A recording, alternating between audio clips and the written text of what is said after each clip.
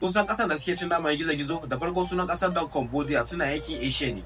A wani yanki a ƙasar nan ko yaro tun ɗan shekara 6 zuwa shekara 5 za a fara koya mishi inda zai je fara farautar gizo-gizo. Abin da zai baku mamaki kuwa shine yaro ƙarami zai iya kamo gizo-gizo guda 100 a rana. Sannan da sun kamo gizo-gizo nan kuwa wasu kan iya kaiwa gidansu wasu kuma suna kaiwa kasuwa ne su siya. Ba ku tambaye ni ba idan sun kamo gizo-gizo nan za su ci shin soya shi suke yi ko dafa shi suke yi sai su ci. Bari in faɗa muku. Idan sun kamo gizo-gizo nan kuwa za su fara cire mishi kumba ne saboda idan ba su cire mishi kumban nan ba idan suna cin wannan gizo-gizo yana jin su ciwo ne a baki. Bayan an cire ma gizo-gizo nan kumba kuwa za a wanke naman gizo-gizo nan tukun sai a dafa shi idan aka dafa shi sai a soya shi idan an soya shi wasu su ci a gidansu ne wasu kuma su kai shi kasuwa ne a siya. Sannan abin da ba ku sani ba kusan cewa mutanen wannan kasan da ba sa cin naman gizo-gizo a 1970 ne aka yi wata wahala to wahalan da aka yi na an shiga yunwa sosai to dalilin wannan yunwan da aka yi shine yasa suka koma cin naman gizo-gizo da wasu halittun ma da ba ma cin sa anan.